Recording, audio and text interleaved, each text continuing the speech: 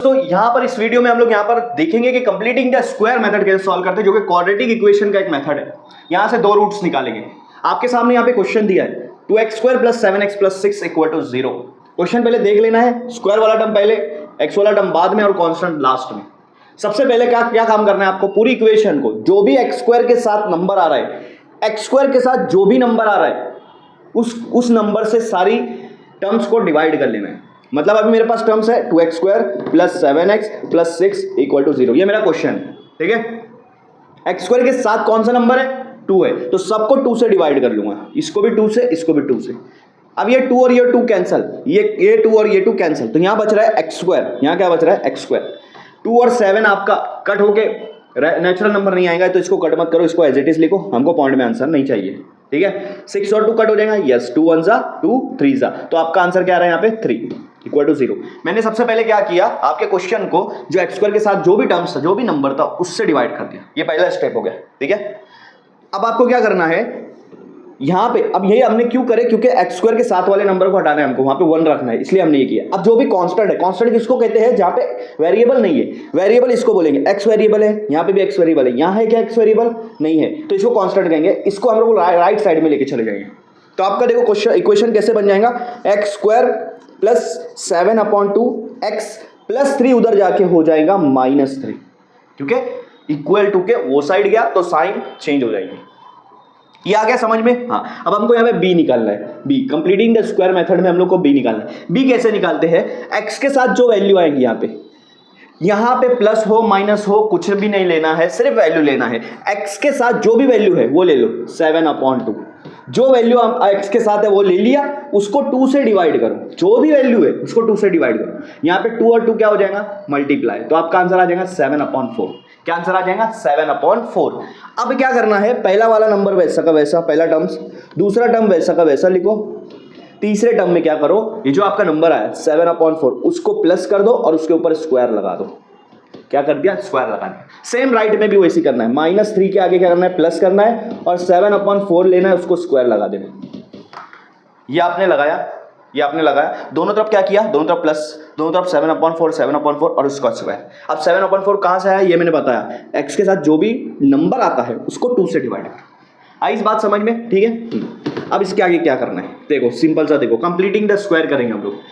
यहाँ पे देखो, यहाँ पे पहला नंबर क्या आपके पास है, स्क्वायर हटा दो, स्क्वायर को मत गिनो, x है, पहला टर्म x है, x को ले लो। x के बाद साइन कौन सी है, प्लस, प्लस ले लो, ठीक है। उसके बाद ये लास्ट वाला नंबर है, स्क्वायर के नीचे वाला क्या है, 7/4, इसको ले लो 7/4 और पूरा ब्रैकेट लगा के स्क्वायर लगाओ। देखो समझो, पहला टर्म्स ले लिया x, स्क्वायर नहीं लेना है, उसके बाद वाली साइन लेंगे, प्लस, प्लस ले लिया, उसके बाद ये लास्ट वाला नंबर यहाँ पे 7/4 उसको ले लो और स्क्वायर लगा दो ब्रैकेट में, ठीक है। हाँ, अब ये हो गया। अब राइट वाले को सॉल्व करेंगे, -3 वैसा का वैसा, प्लस 7 का स्क्वायर क्या हो जाएगा 49 और 4 का स्क्वायर क्या हो जाएगा 16। स्क्वायर सिर्फ राइट साइड में लेना है, इसको कुछ नहीं करना है, ठीक है। ये वैसा का वैसा रहेगा, पहले इधर का सॉल्व होगा। ये आपका लेफ्ट वो साइड का जो है उसमें कोई चेंज नहीं आएगा, -3। अब देखो उसके नीचे कुछ नहीं है, मतलब 1 है। डिनोमिनेटर दोनों का सेम नहीं है, जब डिनोमिनेटर दोनों का सेम नहीं रहता फ्रैक्शन में क्रॉस मल्टीप्लाई करते, 16 3 = 48, बट यहाँ पे माइनस है तो माइनस लगेगा, 49 1 = 49, प्लस है तो प्लस लगेगा, और नीचे 16 1 = 16। इसको कहते हैं बटरफ्लाई मेथड। बात आ रही है समझ में। इसको एज इट इज रखो, x + 7/4 का स्क्वायर को। हाँ, अब मुझे बताओ 49 में से 48 गया, क्योंकि देखो एक माइनस है एक प्लस है, जब भी एक प्लस और एक माइनस होता है साइन अलग अलग होती है, बड़े में से छोटा माइनस करते हैं। 49 में से 48 माइनस करेंगे 1 बचेगा, और बड़े नंबर की साइन लगाते हैं, बड़े नंबर ये है उसकी साइन प्लस है, नीचे आएगा 16। बताओ अब ये सॉल्व हो गया। अब क्या करना है, स्क्वायर को ये साइड लेके जाना है, तो यहाँ पे बच जाएगा x + 7/4, स्क्वायर उधर जाएगा तो रूट हो जाएगा, √1/16। अब मुझे बताओ 1 का रूट क्या होता है, 1 का रूट क्या होता है, 1 ही होता है, और 16 का रूट क्या होता है, 4 होता है, क्योंकि 16 किसका स्क्वायर है, 4 का स्क्वायर है। तो इन दोनों का वैल्यू आ गया 1/4, लेकिन रूट का जब भी वैल्यू आएगा उसको प्लस भी लगाना है माइनस भी लगाना है, दोनों वैल्यू हो सकती है, प्लस भी हो सकती है माइनस भी हो सकती है।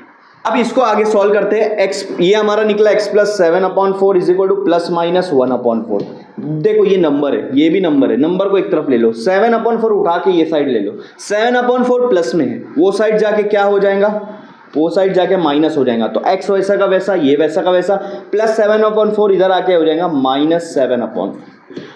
अब देखो दोनों फ्रैक्शन है, दोनों फ्रैक्शन है, तो दोनों फ्रैक्शन है तो डिनोमिनेटर सेम है ना, सेम है, डायरेक्ट सॉल्व करो, क्रॉस मल्टीप्लाई करने की जरूरत नहीं है। हाँ, इसके दो टर्म्स बन जाएंगे। दो टर्म्स कैसे बनेंगे, एक प्लस आएगा +1/4 -7/4, ये +1, और दूसरा टर्म बनेगा -1/4 -7/4। बाद वाले टर्म में कोई चेंज नहीं आएगा, दोनों तरफ सेम रहेंगे। पहले टर्म में एक जगह प्लस लेंगे, एक जगह माइनस लेंगे। अब बताओ 4 कॉमन है, कॉमन ले लिया, 1 - 7 कितना होगा, 1 - 7, 1 - 7 होगा -6/4। दोनों सेम टेबल में आते हैं, हाँ 2 के टेबल में आते हैं। 2 3 = 6, 2 2 = 4, तो x की वैल्यू क्या आ गई, -3/2, क्या आ गई, -3/2। और जैसे कि क्वाड्रेटिक इक्वेशन, इसके दो रूट्स निकलते, पहला एक रूट्स ये है, दूसरा रूट्स हम निकालेंगे, ये दोनों का डिनोमिनेटर भी सेम है, सेम ले लो।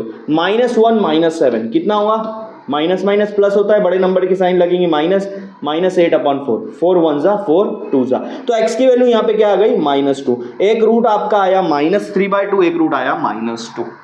जब भी क्वेश्चन में सब प्लस होंगे तो उसका आंसर यहाँ पे रूट्स में दोनों माइनस आएगा।